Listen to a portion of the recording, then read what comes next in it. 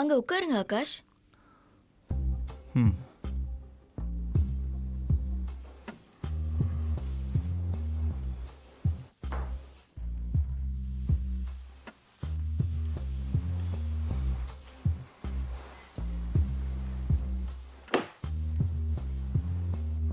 உன்னை பத்தி பெருசா எந்த டீட்டெயிலும் எனக்கு தெரியாது. எனக்கு அப்பா அம்மா மட்டும்தான் மேடம். கேர்ள் ஃப்ரெண்ட்ஸ் யாரும் இல்லையா? அதெல்லாம் யாரும் இல்லை மேடம். நீ போய் தானே சொல்ற. உண்மையாகவே எனக்கு கேர்ள் ஃப்ரெண்ட்ஸ் இல்லை மேடம். இந்த காலத்துல இப்படி ஒரு பையனா? இருந்தா என்னாச்சு? ஏன் நீங்க பிரிஞ்சிட்டீங்க?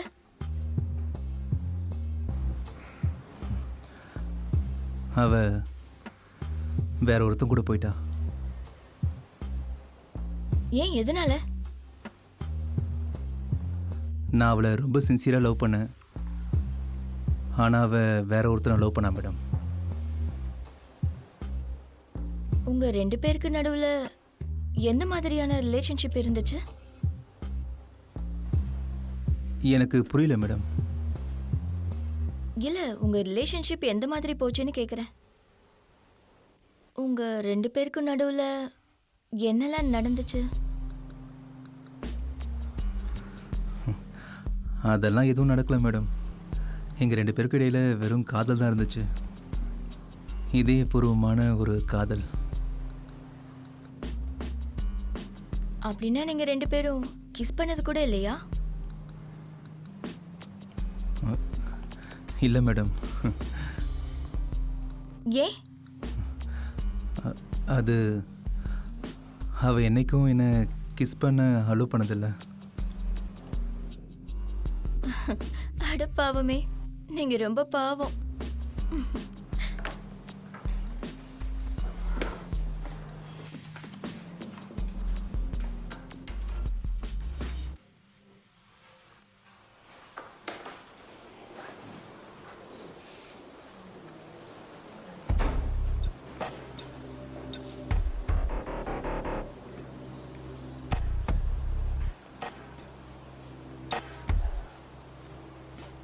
உனக்கு ஏதாவது வேணும்னா நீ என்கிட்ட தாராளமா கேட்கலாம். கூச்சப்படாத, சரியா?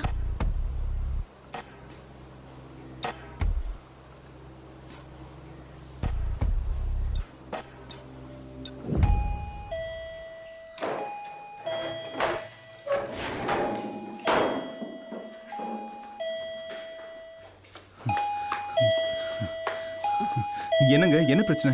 ஐயா தான் இதை கேட்டாரு. இதை விளையாட்டுக்கு அழுத்தாதீங்கன்னு சொன்னல. என்ன நினைச்சிட்டு இருக்கீங்க? இது உங்களுக்கு ஹெல்ப் பண்றதுக்காக. இது எமர்ஜென்சிக்காக மட்டும்தான்.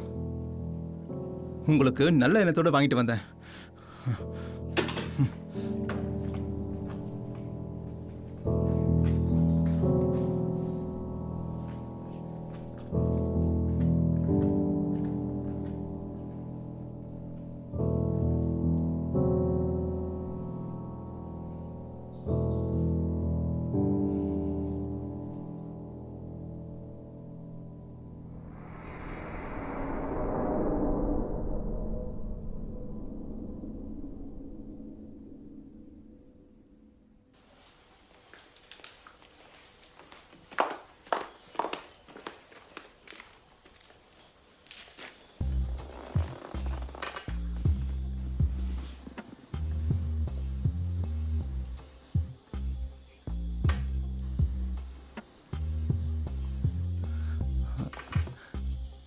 இப்போ செஸ் கேம் ஆடலாமா?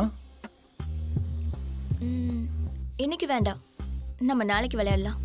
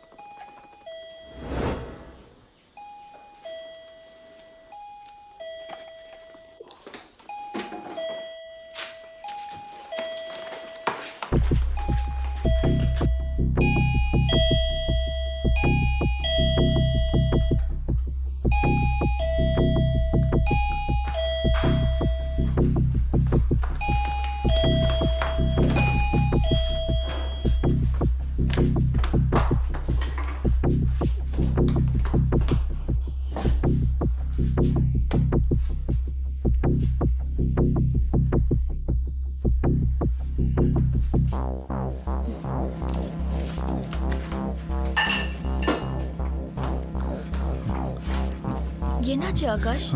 கொஞ்சம் இருங்க மேடம்.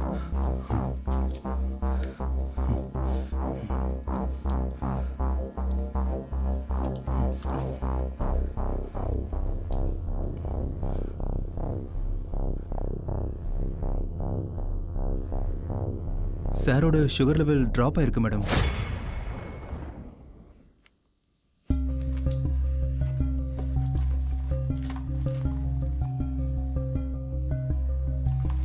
இப்ப நம்ம என்ன பண்றது ஆகாஷ்? நீங்க ஒன்றும் பயப்படாதீங்க, போய் சீக்கிரம் சுகர் எடுத்துட்டு வாங்க. சரி.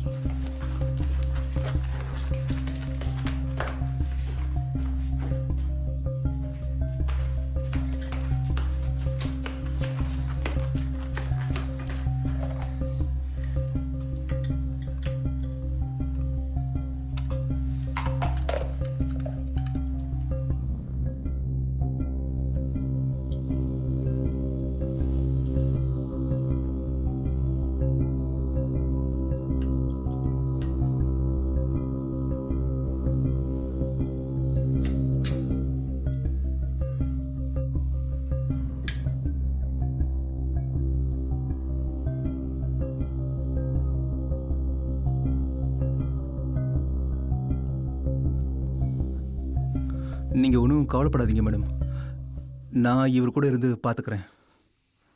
என்னால் என்ன முடியுமோ அதை நான் பண்ணுறேன் மேடம். என்னால் முடியலன்னா உடனே உங்ககிட்ட ஓடி வந்து சொல்லிடுறேன் மேடம். அதுக்கப்புறம் என்ன பண்ணமோ பண்ணலாம் மேடம். உடனே ஹாஸ்பிட்டல் போகிறதுனா போயிடலாம். பேசாம இன்னைக்கு இங்கே இரு ஆகாஷ். தயவு செஞ்சு எனக்கு உதவி பண்ண. என் ஹஸ்பண்டை நினைச்சா எனக்கு பயமா இருக்கு.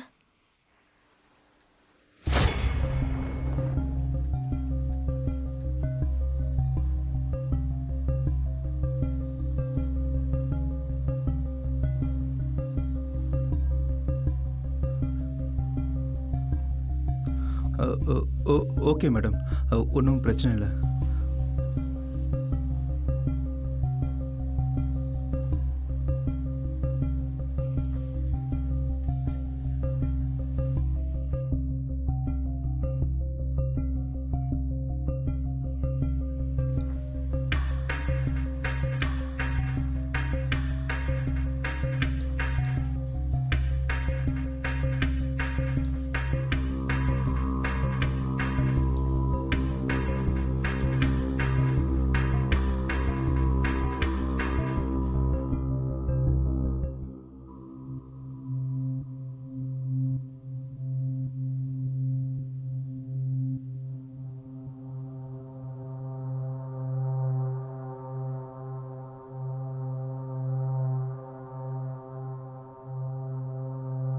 நீ எதுக்கு இங்கே வந்த?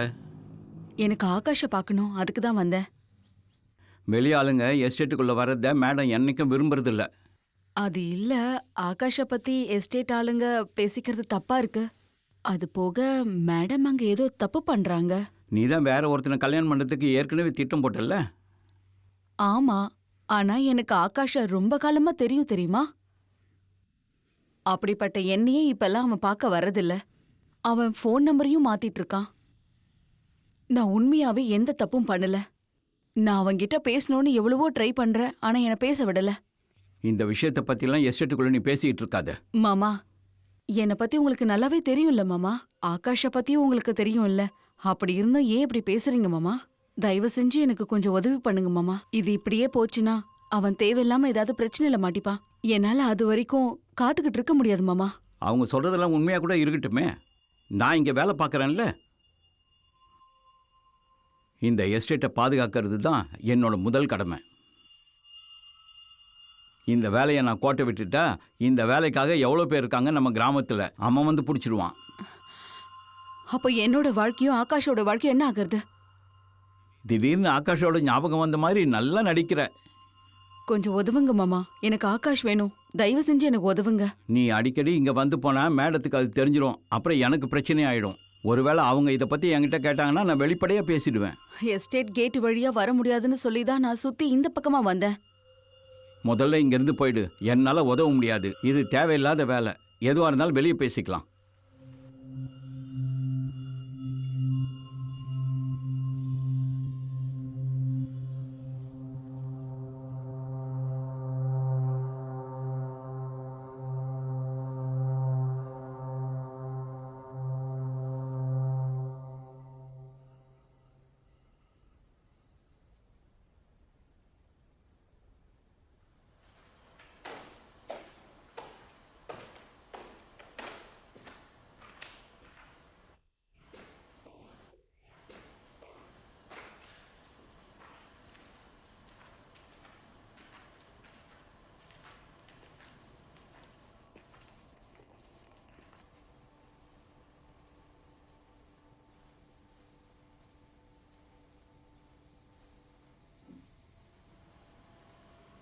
ஆகாஷ் ஆகாஷ்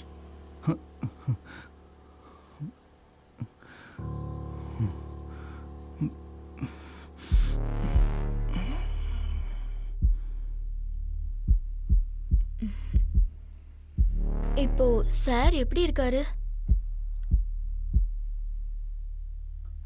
மேடம் இன்னைக்கு ரொம்ப அழகா இருக்கீங்க.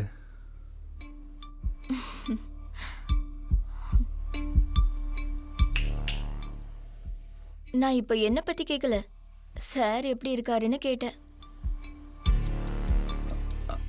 ஆ அ, நான் அவருக்கு 3 தடவை மெடிசன் கொடுத்துட்டேன். தூங்கி எழுந்தாருன்னா சரியாயிடுவார்.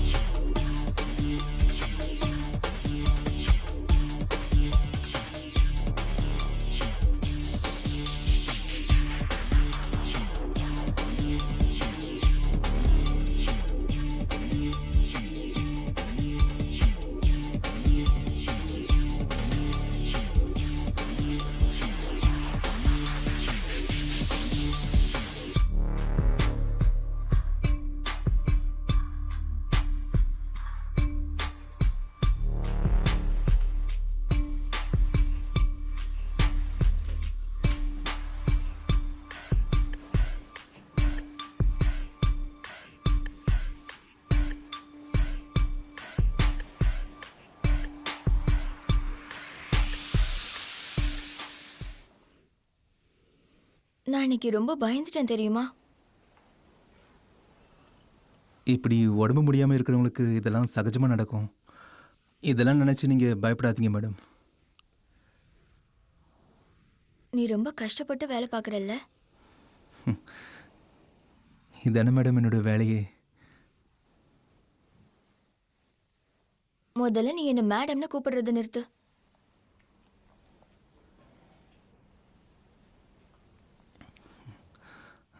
வேற எப்படி மேடம்? என்ன ரித்திகான்னு பேர் சொல்லி கூப்பிடு. ஆனால் அது தப்பு இல்லையா மேடம்? அதெல்லாம் எந்த தப்பும் இல்லை. எனக்கு ஃப்ரெண்டுன்னு யாரும் இல்லை. எனக்கு ஒரு நல்ல ஃப்ரெண்டு தேவை. நீ என்னோட ஃப்ரெண்டா இருக்கியா?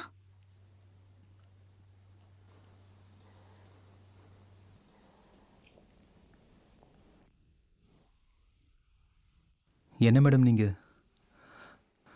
ராஜசேகர் மாதிரி ஒருத்தரை நீங்கள் எப்படி மேடம் கல்யாணம் பண்ணிக்கிட்டீங்க?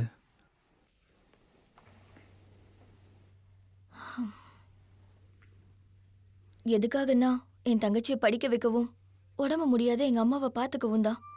எல்லாம் என் குடும்ப சூழ்நிலை தான். இல்லைன்னா இவரை கல்யாணம் பண்ணிக்கணும்னு என்ன அவசியம் இருக்கு? அவர் பேரலைஸ் ஆகிறதுக்கு முன்னாடி வரைக்கும் நான் எவ்வளவு கஷ்டப்பட்டிருக்கேன் தெரியுமா? கையில கிடைச்ச பொருளை எல்லாம் எடுத்து என்ன அடிப்பாரு. வெளியே சொல்ல முடியாத கஷ்டத்தை அனுபவிச்சிருக்கேன். எத்தனையோ நாள் அவர் அடிச்சதுல என் முகமெல்லாம் கண்ணி போயிருக்கும். இப்பதான் நான் கொஞ்சம் நிம்மதியா இருக்கேன்.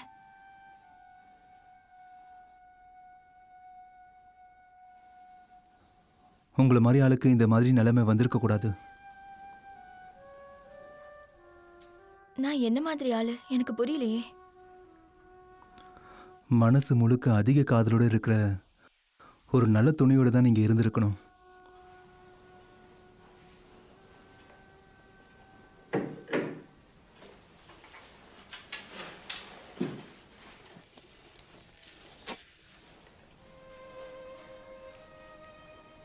இது வரைக்கும் நான் அப்படி யாரையும் சந்திச்சதில்ல.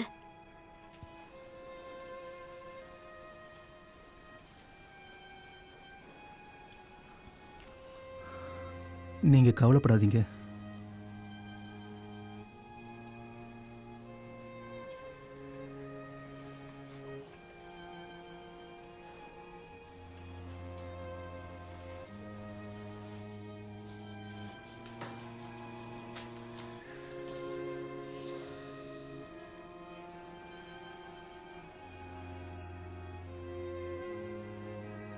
எனக்கு உதவி பண்றதுக்கு யாரும் இல்ல. எனக்குன்னு இங்க யாருமே இல்ல தெரியுமா?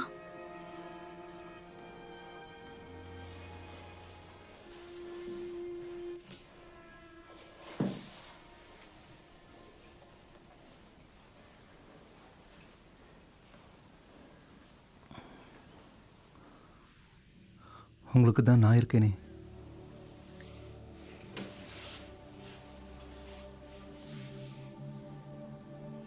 ஆனா உன்னால காலம் முழுக்க என் கூட இருக்க முடியாதே. என்னால முடிஞ்ச அளவுக்கு உங்க கூட இருப்பேன்.